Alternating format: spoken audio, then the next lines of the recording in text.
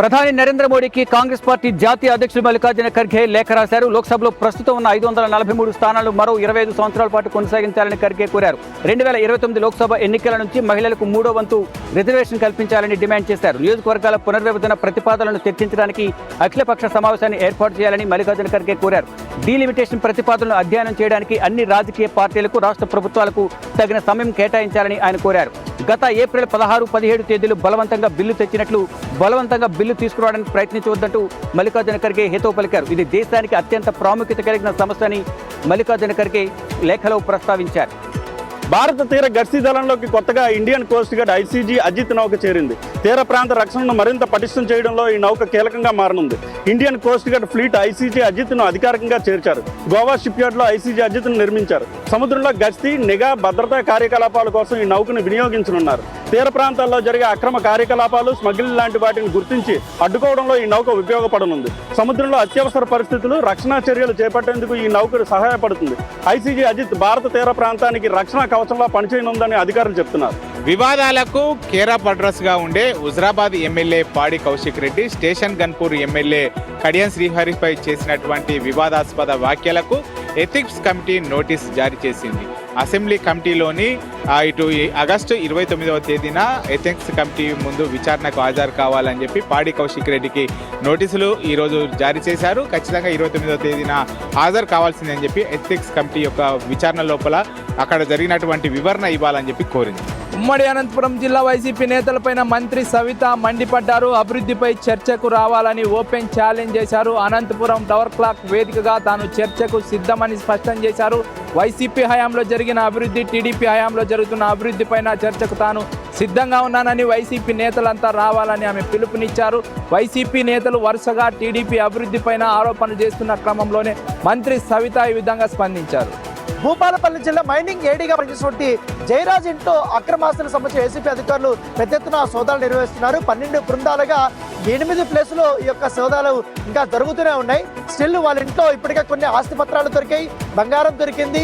దాంతోపాటు 40 లక్షల రూపాయలకు సంబంధించినటువంటి అకౌంట్లో క్యాష్ ఉన్నట్టుగా తెలుస్తుంది. ఇంకా బ్యాంక్ లాకర్లు కూడా ఓపెన్ చేశారు కాబట్టి పెద్ద ఎత్తున ఆస్తి పత్రాలు దొరికినట్టుగా తెలుస్తుంది. వాటంతా కూడా పూర్తిగా అనలైజ్ చేసిన తర్వాత అక్రమాస్తుల చిట్టా ఈజీగా చాలా పెద్ద స్థాయిలోనే ఉండబోతున్నట్టుగా మనకు సమాచారం అవుతుంది. కాబట్టి మరి కాసేపట్లో జయరాజ్ని రిమాండ్కి తరలించే అవకాశం ఉన్నట్టుగా తెలుస్తోంది. వాసవి లేక్ ఈస్ట్ కంపెనీకి రేరా నోటీసులు జారీ చేసింది. 2022లోనే ప్రాజెక్ట్ కంప్లీట్ చేసి కొనుగోలుదారులకు ఇవ్వాల్సింది. కానీ ఇప్పటి వరకు కొనుగోలుదారులకి ఫ్లాట్లు ఇవ్వకపోవడంతోనే రేరా 2022 నుంచే వడ్డీ రూపంలో కొనుగోలుదారులకి చెల్లించాలి అని చెప్పేసి నోటీసు జారీ చేసింది. ఎంతవరకు ఇంప్లిమెంటేషన్ చేస్తారో చూడాలి. గతంలోనూ చాలా కంపెనీస్కి రేరా అటు నోటీసులు జారీ చేసింది. ప్రాజెక్ట్ అనుకున్నటువంటి టైంకి కంప్లీట్ చేసి ఖచ్చితంగా కొనుగోలుదారులకు ఇవ్వాల్సి ఉంది. కానీ చాలా వరకు ప్రాజెక్టుల్లో ఆలస్యం జరగడంతోనే రేరా నోటీసులు అయితే జారీ చేస్తుంది. నారాయణపేట జిల్లా మక్తల్ నియోజకవర్గంలో దారుణం చోటు చేసుకుంది. మక్తల్ పట్టణంలోని ఓ గ్రౌండ్ దగ్గర నిద్రిస్తున్నటువంటి అనాథ మహిళపై కొందరు యువకులు అత్యాచారానికి పాల్పడ్డారు.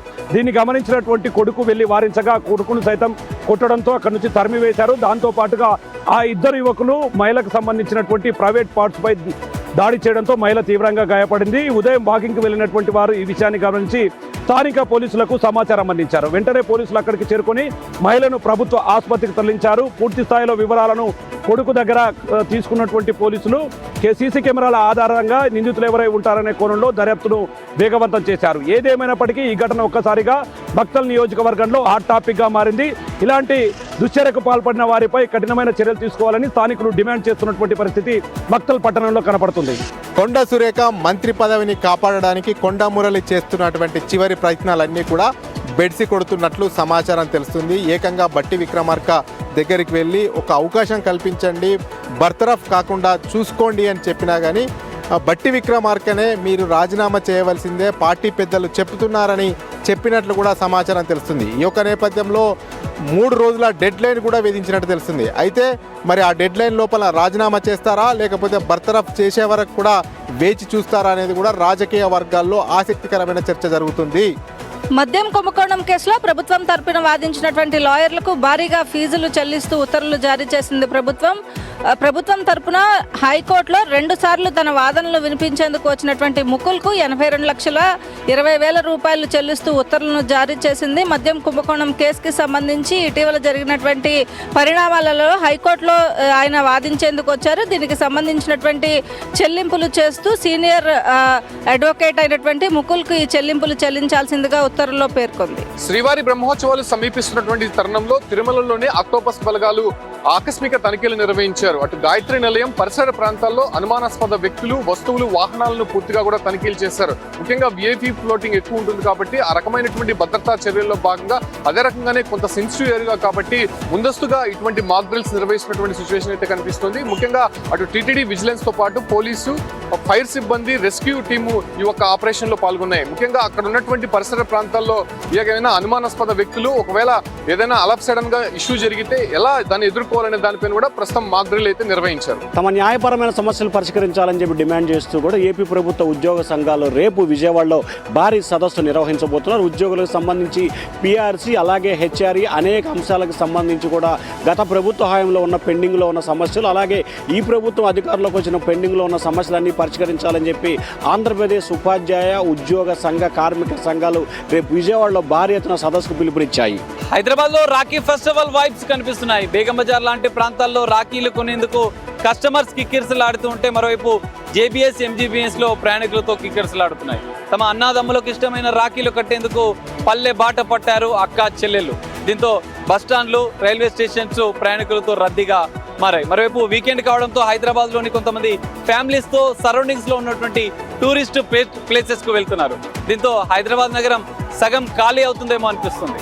నేపాల్లో జరిగినటువంటి ఫ్లడ్స్కి సంబంధించి ఇప్పటికే 328 మంది చనిపోగా 1,500 మందికి పైగా గల్లంతవ్వడం జరిగింది. అందులో మన భారతీయులే 200 నుంచి 300 వరకు కూడా ఉంటారని చెప్పేసి ఇప్పటికే లెక్కలలో తేలుతుంది. అయితే అక్కడ ఉన్నటువంటి వాళ్ళందరినీ కూడా సేఫ్ ప్లేస్కి తీసుకురావడానికి ఇప్పటికే చాలా ప్రయత్నాలు చేస్తున్నారు. అదేవిధంగా ఇక్కడ ఉన్నటువంటి వాళ్ళని ఇప్పటికే ఒక 100 మందికి పైగా తమిళనాడుకి సంబంధించినటువంటి వాళ్ళని కొంతమంది ఆచూకీ తెలుసుకొని తీసుకురావడం జరిగింది. ఖచ్చితంగా అక్కడ ఉన్న వాళ్ళంతా కూడా సేఫ్గా బయటకు రావాలని అందరం కూడా కోరుకున్నారు. నల్గొండ కలెక్టరేట్ మహాధర్నా నిర్వహించారు. ఈ ధర్నాలో ఉద్యోగులు, గెస్టెడ్ ఉద్యోగులు, ఉపాధ్యాయులు, రిటైర్డ్ పెన్షనర్లు వేలాది మందిగా పాల్గొనడం జరిగింది. పెండింగ్ సమస్యలన్నింటిని కూడా పరిష్కరించాలి. కాంగ్రెస్ ప్రభుత్వం మేనిఫెస్టోలో ఇచ్చినటువంటి విధంగా పెండింగ్ లో ఉన్న 6 డిఏలను విడుదల చేయాలి. అదేవిధంగా 2వ పిఆర్స్ ని అమలు చేయాలి. లేని పక్షంలో కూడా ఉద్యోగులంతా నల్ల బ్యాడ్జీలతో విధులకు హాజరవుతామన్నారు. సెప్టెంబర్ 1న పెన్షన్ వ్యతిరేక దినోత్సవంగా పాటిస్తామని చెప్పారు. పెద్ద ఎత్తున ర్యాలీ నిర్వహించి జిల్లా కలెక్టర్కు మెమోరాండాన్ని సమర్పించారు.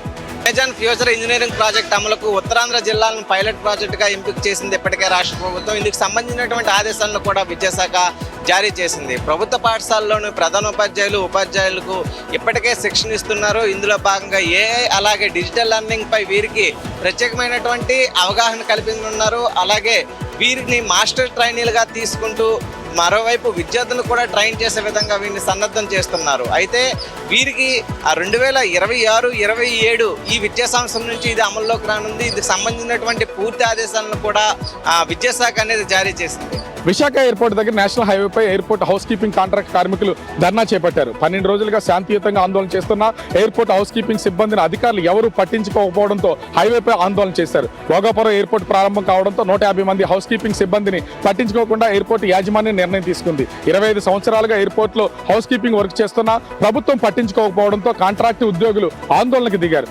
ఎయిర్పోర్ట్ దగ్గర నేషనల్ హైవేపై బైఠాయించడంతో భారీగా ట్రాఫిక్ జామ్ అయింది. రోడ్డుపై ధర్నా చేస్తున్న ఎయిర్పోర్ట్ కార్మికులను పోలీసులు పక్కకు లాగే ప్రయత్నం చేయడంతో ఎయిర్పోర్ట్ కార్మికులకు, పోలీసులకు వాగ్వాదం జరిగింది. తమకు న్యాయం జరిగే వరకు ఈ ఆందోళన కొనసాగిస్తామని హౌస్ కీపింగ్ ఉద్యోగులు చెప్తున్నారు. సూపర్ స్టార్ అల్లు అర్జున్ మరో అరుదైన ఘనత అయితే సొంతం చేసుకోవడం జరిగింది. ఫోర్బ్స్ ఇండియా అంటే షో స్టాపర్ దానిపై ఎడిషన్ పై అయితే 2026కి సంబంధించి ఎడిషన్ పై ముద్రించడం జరిగింది. దీంతో పాటు 100 మంది సెలబ్రిటీ, భారతదేశంలో ఉన్న సెలబ్రిటీలందరినీ ఒకే ఎడిషన్ పై ముద్రించడం జరిగింది. దీంతో పాటు ఎందుకంటే తన స్టార్డమ్, తన బలాన్ని కూడా నిరూపించుకోవడానికి, ఎందుకంటే పాన్ ఇండియా స్థాయిలో పుష్ప 2 కలెక్షన్స్ తర్వాత పాన్ ఇండియా స్థాయిలో ఒక గుర్తింపుని తెచ్చుకోవడం జరిగింది. దీని తర్వాత ఎందుకంటే తన స్టార్డమ్, తన బలము, తన అడ్వర్టైజ్మెంట్స్కి ఉపయోగపడేలాగా ఎందుకంటే తన గుర్తింపుని అయితే ఇవ్వడం జరిగింది ఫోర్బ్స్ ఇండియా పత్రిక వాళ్ళు. మానస సరోవరం యాత్రకు వెళ్లిన కర్నూలు జిల్లా ఆదోనికి చెందిన భాస్కర శర్మ తమ కుటుంబ సభ్యులంతా కూడా క్షేమంగా ఉన్నామంటూ ఎమ్మెల్యే పార్థసారథితో మాట్లాడారు. ఎందుకంటే ఇటీవల కాలంలో నేపాల్లో కురిసినటువంటి భారీ వర్షాల కారణంగా వరదల ప్రవాహంతో రోడ్లన్నీ కూడా జలమయమయ్యాయి. కొంతమంది మృత్యువాత పడ్డారు. ఇలాంటి నేపథ్యంలోనే ప్రభుత్వం హెల్ప్ లైన్ నంబర్లను కూడా రిలీజ్ చేసింది. ఎందుకంటే ఎవరు కూడా ఇబ్బందులకు గురి కావద్దు, ఖచ్చితంగా తమ రాష్ట్రాల సంబంధిత అధికారులను అలర్ట్ చేశాము. ఏదైతే హెల్ప్ లైన్ డెస్క్ నంబర్స్ ఉన్నాయో వాటిని సంప్రదించండి, ఖచ్చితంగా తమకు సహాయ సహకారాలు అందిస్తామంటూ కూడా ప్రభుత్వం ప్రకటించింది. కర్నూలు జిల్లా సంబంధిత యాత్రికులు ఎవరైతే ఉన్నారో వారికి ప్రత్యేకంగా ఇక్కడ ఉన్నటువంటి ఎమ్మెల్యేలు మాట్లాడడంతో వారంతా కూడా క్షేమంగా ఉన్నట్లు తెలిసింది. ప్రభుత్వ ఉద్యోగుల సమస్యలను పరిష్కారం చేయాలంటూ జిల్లా కలెక్టర్ కార్యాలయం వద్ద ఆందోళన కొనసాగించారు. గడిచిన కొన్ని సంవత్సరాల నుంచి కూడా ఉద్యోగులు, ఉపాధ్యాయులు, రిటైర్ అయిపోయిన ఉద్యోగులకు సంబంధించి పీఆర్సీలు, డిఏలు 10,000 కోట్ల పైగా పెండింగ్ ఉన్న నేపథ్యంలోనూ వాటిని పరిష్కారం చేయాలంటూ ప్రభుత్వం దృష్టికి తీసుకెళ్లినా కానీ ఇంతవరకు ఫలితం లేకపోవడంతో కూడా తెలంగాణ రాష్ట్ర ఉద్యోగుల సంఘం ఆధ్వర్యంలోనూ ఒక్కసారిగా ఆందోళన పాటు పిలుపునిచ్చింది. దీనిలో భాగంగానే ఖమ్మం జిల్లా వ్యాప్తంగా కూడా ఉన్న ఉద్యోగులు జిల్లా కలెక్టర్ కార్యాలయం వద్ద వినూత్న పద్ధతిలో ఆందోళన కొనసాగించారు. వచ్చే నెల 10వ తారీఖున జరగబోయేటువంటి ఉద్యోగులు, ఉపాధ్యాయులు, పెన్షన్ల సమస్యకు సంబంధించి పరిష్కారం చేసుకునే విధంగా భారీ బహిరంగ సభ ఏర్పాటు చేసిన ఆ సభను విజయవంతం చేయాలంటూ ఉద్యోగులు కోరుతున్నారు.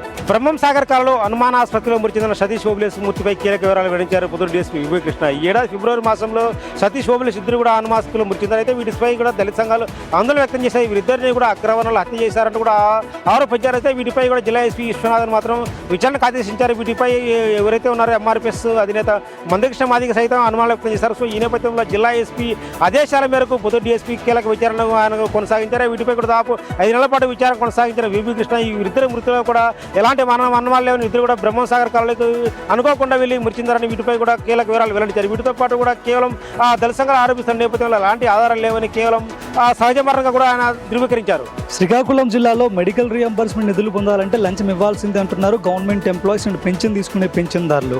మెడికల్ రీఎంబర్స్మెంట్ విధానంలో ఇచ్చిన హాస్పిటల్లో ట్రీట్మెంట్ కొరకు ముందుగానే ఈ గవర్నమెంట్ ఎంప్లాయీస్ డబ్బు చెల్లించాల్సి ఉంటుంది. తర్వాత ఆ బిల్స్ అన్నింటినీ కూడా ఆ సంబంధిత గవర్నమెంట్ హాస్పిటల్లో సబ్మిట్ చేయాలి. అక్కడ ఉన్న అఫీషియల్స్ వాటిని క్లియర్ చేసి వాళ్ళకి అమౌంట్ తిరిగి చెల్లించాల్సి ఉంటుంది. కానీ ఆ ప్రక్రియ తొందరగా జరగడం లేదు.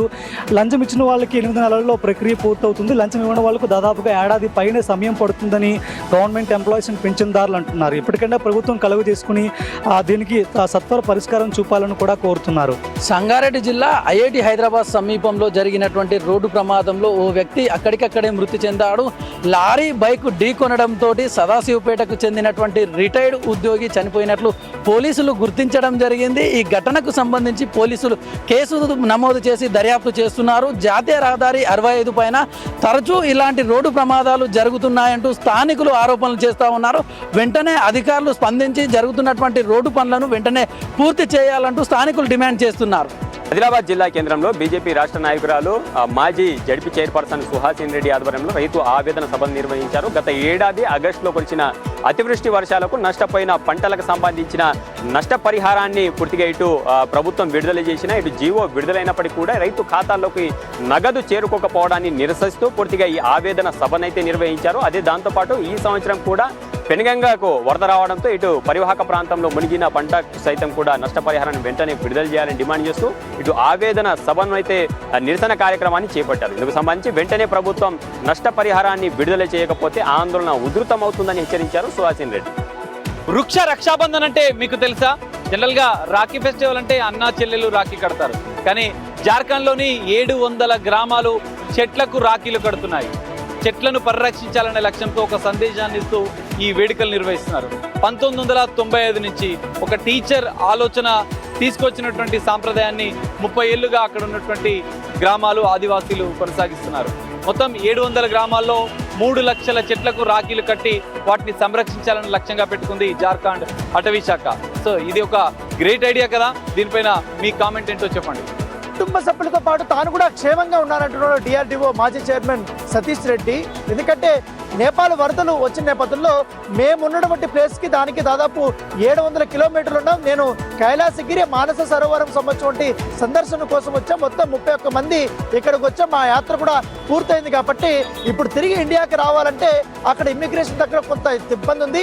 ఫ్లైట్లో కూడా ఇబ్బందికరమైనటువంటి పరిస్థితుల నేపథ్యంలో ప్రస్తుతం టిబెట్లో ఉన్నాం. టిబెట్ నుంచి కూడా చైనా నుంచి ఇండియాకి రావడమా, లేకపోతే టిబెట్ నుంచి మరి నేపాల్ గుండా కూడా మరొక మార్గంలో ఇండియాకి రావడమా అన్న దానిపై కూడా పూర్తిగా ఎంబసీ అధికారులు చర్చిస్తామని చెప్తున్నారు. ఎల్లుండి లోపల కూడా తాను హైదరాబాద్ చేరుకుంటారనేసి కూడా సతీష్ రెడ్డి చెప్తున్నారు. తెలంగాణ రాష్ట్రంలోని 33 జిల్లాలలో 7 జిల్లాలను వదిలేసి 26 జిల్లాలకు ప్రస్తుతం ఎల్లో అలర్ట్ ని జారీ చేసింది. అంటే ప్రతి ఒక్క జిల్లాలో ఖచ్చితంగా మోస్తారు నుంచి భారీ వర్షాలు కురిసే అవకాశం ఉంది. అదేవిధంగా సాయంత్రం సమయాలలో ఎండ తీవ్రత కూడా ఉంటుంది. అదేవిధంగా అక్కడక్కడ వర్షాలు కూడా కనిపిస్తాయి. అంటే ఎల్నినో ప్రభావం వల్ల ఈ మార్పులు చేర్పులను చిన్న చిన్నగా కనిపిస్తాయి. కాబట్టి ఎవరెవరైతే ఊర్లలో ఉన్నారో వాళ్ళంతా అప్రమత్తంగా ఉండాలని, అదేవిధంగా GHMC పరిధిలో కూడా సాయంత్రం సమయాల్లో వర్షాలు కురిసే అవకాశం ఉంది. కాబట్టి అడ్వైజరీని కూడా జారీ చేయబోదని తెలుస్తోంది వాతావరణ శాఖ అధికారులు. దీర్ఘకాలికంగా ఉన్న సమస్యలను వెంటనే పరిష్కరించాలని డిమాండ్ చేస్తూ ఉమ్మడి ఆదిలాబాద్ జిల్లా వ్యాప్తంగా ఇటు ప్రభుత్వ ఉద్యోగులు పెన్షన్లు పెద్ద ఎత్తున నిరసన కార్యక్రమాలు చేపట్టారు. ఆదిలాబాద్, నిర్మల్, మంచిర్యాల, కొమరం భీం జిల్లా కేంద్రాలలో పెద్ద ఎత్తున భారీ నిరసన ర్యాలీలను నిర్వహించారు. ప్రధానంగా CPS విధానాన్ని రద్దు చేసి వెంటనే OPS విధానాన్ని అమలు పరచాలని, అదేవిధంగా పెండింగ్ లో ఉన్న 6 DAలను వెంటనే విడుదల చేయాలని, అదేవిధంగా 2వ PRCని వెంటనే అమలు పరచాలని డిమాండ్ చేస్తూ ఇటు భారీ నిరసన కార్యక్రమం అయితే చేపట్టారు. వెంటనే దీర్ఘకాలికంగా ఉన్న సమస్యలను పరిష్కరించకపోతే ఆందోళనను తీవ్రతరం చేస్తామంటూ ఇటు ప్రభుత్వ ఉద్యోగులు అయితే హెచ్చరించారు. ఇటీవల మహారాష్ట్ర, కర్ణాటక రాష్ట్రాల్లో కురిసిన భారీ వర్షాలతో ఆల్మట్టి, నారాయణపూర్, జూరాల ప్రాజెక్టులన్నీ కూడా జలకలను సంతరించుకున్నాయి. జూరాల ప్రాజెక్టు నుండి ఇటీవల కాలంలో శ్రీశైల డ్యాంకు భారీ ఎత్తున వరద ప్రవాహం వచ్చి చేరడంతో ఇప్పటికే 160 TMCలకు చేరుకుంది. కుడి ఎడమగట్టుల్లో విద్యుత్ ఉత్పత్తి అనంతరం దిగువకు నీటిని రిలీజ్ చేస్తున్నారు. రాయలసీమ జిల్లాలకు సాగునీటి అవసరాల కోసం నీటిని రిలీజ్ చేయడంతో రైతులంతా కూడా హర్షం వ్యక్తం చేస్తున్నారు. రానున్న రోజుల్లో కృష్ణా, తుంగభద్ర పరవళ్లతో భారీ స్థాయిలో వరద ప్రవాహం కొనసాగితే తప్ప ఈ సీజన్లో పూర్తిస్థాయి నీటి మట్టానికి చేరుకునే అవకాశం లేదు. ఎందుకంటే ఇటీవల కాలంలో ఎల్నినో ఎఫెక్ట్తో అనుకున్న స్థాయిలో వర్షాలు లేకపోవడమే దీనికి ప్రధాన కారణంగా తెలుస్తుంది. దేవరకొండ హీరోగా తెరకెక్కుతున్న సినిమా రణబలి. ఈ సినిమాని అయితే కొత్తగా డేట్ ప్రకటించడం జరిగింది. సెప్టెంబర్ 16, 2026 సినిమా రిలీజ్ అవబోతుంది. దసరా కానుక రాబోతుంది. ఫ్యాన్స్లో అయితే చాలా ఖుషిగా ఉన్నట్టు చెప్తుంది. ఈ సినిమాలో రాహుల్ సంకీర్తి అని దర్శకత్వంలో రష్మిక మందన్న వివాహమైన తర్వాత మొదటి సినిమా రిలీజ్ అవుతుంది. ఈ రిలీజ్తోనైతే విజయ్ దేవరకొండ ఫ్యాన్స్, అటు రష్మిక ఫ్యాన్స్ అయితే చాలా ఉత్సాహంగా ఉన్నారు. ఈ రిలీజ్ డేట్ ఎప్పుడెప్పుడు అని చెప్పేసి అది విడుదల తేదీని అయితే చెప్పడం జరిగింది. దసరాకైతే వెయిటింగ్ ఫర్ రష్మిక మందన్న సినిమా. పేద మధ్యతరగతి కుటుంబాలు వివాహ శుభకార్యాలు జరుపుకునేందుకు నగరంలోనే రేబాలవారి వీధిలో రేబాల ఫంక్షన్ హాల్ని ఏర్పాటు చేశారు కార్పొరేషన్ అధికారులు. దీన్ని మంత్రి నారాయణ చేతుల మీదుగా ఆగస్టు 16వ తేదీన ప్రారంభించడం జరిగింది. 6 నెలల పాటు ₹1 పేద మధ్యతరగతి కుటుంబాలు శుభకార్యాలు జరుపుకునే విధంగా ఏర్పాట్లు చేయడం జరిగింది. 6 నెలల తర్వాత క్లీనింగు, కరెంటు ఛార్జీలతో కలిపి వివిధ ఛార్జీలతో అతి తక్కువ ఛార్జీలతోనే పేదలకు అందించే విధంగా ఈ యొక్క ఫంక్షన్ హాల్ని ఏర్పాటు చేశారు. ఈ యొక్క ఫంక్షన్ హాల్ని మొత్తం 100 అంకణాలలో 72 అంకణాలలో ఫంక్షన్ హాలు 400 నుంచి 500 మంది కెపాసిటీ కూర్చునే విధంగా ఈ యొక్క ఫంక్షన్ జరుపుకునే విధంగా ఈ ఏర్పాటు చేయడం జరిగింది. దీంట్లో అదేవిధంగా పార్కుని ఒక ఆహ్లాదకరమైనటువంటి వాతావరణంలో ఏర్పాటు చేయడం జరిగింది. దీన్ని ప్రతి ఒక్కరు కూడా పేద మధ్యతరగతి కుటుంబాలు వినియోగించుకోవాలని ఇప్పటికే కార్పొరేషన్ అధికారులు పిలుపునివ్వడం జరిగింది. గోదావరి నీళ్లు ఉమ్మడి విశాఖ జిల్లాకు రావడానికి రంగం సిద్ధమైంది. పోలవరం ప్రాజెక్టు ఎడమ కాలువ నుండి గోదావరి నీళ్లను విశాఖ తీసుకురావడానికి అధికారులు ముహూర్తం ఖరారు చేశారు. ఈ నెల 29న అనకాపల్లి జిల్లా పాయకరావుపేటలోకి పోలవరం ఎడమ కాలువ నుండి గోదావరి నీరు ఉమ్మడి విశాఖ జిల్లాలోకి ప్రవేశించనుంది. సీఎం చంద్రబాబు చేతుల మీదుగా గోదావరి నీటికి జలహారతి ఇవ్వడానికి హోంమంత్రి అనిత, అధికార యంత్రాంగం ముమ్మర ఏర్పాట్లు చేస్తున్నారు. పోలవరం ఎడమ కాలువ నిర్మాణ పనులు అనకాపల్లి వరకు పూర్తి కావడంతో గోదావరి నీటిని విశాఖ జిల్లాలోని రిజర్వాయర్లను నింపనున్నారు. గోదావరి నీరు విశాఖ చేరుకుంటే సాగునీరు సమస్యలు తీరుతాయని ప్రభుత్వం చెబుతుంది. ఉమ్మడి విశాఖ జిల్లాలో డేటా సెంటర్ల ఏర్పాటు వేగంగా జరుగుతున్నటువంటి నేపథ్యంలో నీటి అవసరాలు తీర్చడానికి పోలవరం నీటిని విశాఖకు వేగంగా తీసుకురావడానికి అధికారులు పూర్తి ఏర్పాట్లు చేస్తున్నారు. నిర్మల్ జిల్లా కడెం మండల కేంద్రంలో భారీ చోరీ జరిగింది. నీటిపారుదల శాఖకు సంబంధించిన ఉద్యోగి పార్వతి నిన్న ఉదయం బంధువుల శుభకార్యానికంటూ వేరే ఊరికి వెళ్ళింది. ఇదే అదునుగా భావించిన దుండగులు పూర్తిగా ఇంట్లోకి చొరబడి 9.5 తులాల బంగారాన్ని చోరీ చేశారు. ఇందుకు సంబంధించి పార్వతి నిన్న సాయంత్రం ఇంటికి చేరుకునే సమయానికి వెనక తలుపులు పగలగొట్టి ఉండి ఇంట్లో వస్తువులన్నీ చింద్రవందరగా పడి ఉండడాన్ని గమనించి దొంగతనం జరిగిందని గుర్తించి ఇటు పోలీసులకైతే సమాచారం ఇచ్చింది. ఘటనా స్థలానికి చేరుకున్న పోలీసులు దర్యాప్తు చేపట్టారు. ఇటు క్లూస్ టీం కూడా పూర్తిగా అక్కడ ఆధారాలను సేకరించారు. అయితే పూర్తిగా కేసు నమోదు చేసిన పోలీసులు దర్యాప్తు చేపడుతున్నారు. 18 లక్షలకు పైగా విలువ చేసే బంగారం చోరీకి గురి కావడంతో ఇటు పార్వతి పూర్తిగా కన్నీరు మున్నీరుగా విలపిస్తుంది. రేపు రాయదుర్గంలో జరగబోయే TGIAC భూముల వేలం కొంత ఇంట్రెస్ట్గా కనిపిస్తుంది. గత వారం రోజుల క్రితం 83/1 సర్వే నెంబర్లో 5 ఎకరాలని వేలం వేస్తే అక్షరాల ఎకరం 264 కోట్ల ధర పలికింది. అదే సర్వే నెంబర్లో మరో 5 ఎకరాలు రేపు వేలానికి సిద్ధంగా ఉంది. 264 కోట్లు క్రాస్ చేసి ఒక రికార్డుని సృష్టిస్తుంది అని చెప్తున్నారు. TGIAC భూములు ఇప్పట్లో ఇంకా మరో సరికొత్త రికార్డుని సృష్టించబోతుంది అని చెప్పేసి భావిస్తున్నారు. ఎంతవరకు ధర పలుకుతుందో చూడాలి. గోదావరికి వరద ఉధృతి పెరుగుతుంది. ఎగువ రాష్ట్రాల్లో కురుస్తున్న వర్షాలకు గోదావరిలో వరద నీరు ప్రవాహం ఎక్కువగా ఉందని అధికారులు చెప్తున్నారు. కుకునూరు, వేలేరుపాడు మండలాల్లో ఇప్పటికే అధికారులు గ్రామస్తులను అప్రమత్తం చేశారు. 16 గ్రామాలకి బాహ్య ప్రపంచంతో సంబంధాలు తెగిపోయాయి. మరో 5 గ్రామాలకు రాకపోకలు పూర్తిగా నిలిచిపోయాయి. పోలవరం ప్రాజెక్టు వద్ద స్పిల్వే 31 మీటర్ల వద్ద వరద నీటి ప్రవాహం ఉంది. మొత్తం 48 గేట్లను ఓపెన్ చేసి వరద నీటిని దిగువకు విడుదల చేస్తున్నారు. 5,70,000 క్యూసెక్కుల వరద నీటిని దిగువకు విడుదల చేస్తున్నారు. లోతట్టు ప్రాంతాల ప్రజలు అప్రమత్తంగా ఉండాలని అధికారులు సూచిస్తున్నారు. ఇప్పటికే విలీన మండలాలైన కుకునూరు, వేలేరుపాడులో ముందస్తు జాగ్రత్త చర్యలు తీసుకోవాలని అధికారులను ఆదేశించారు ఏలూరు జిల్లా కలెక్టర్ వెట్రిసెల్వి.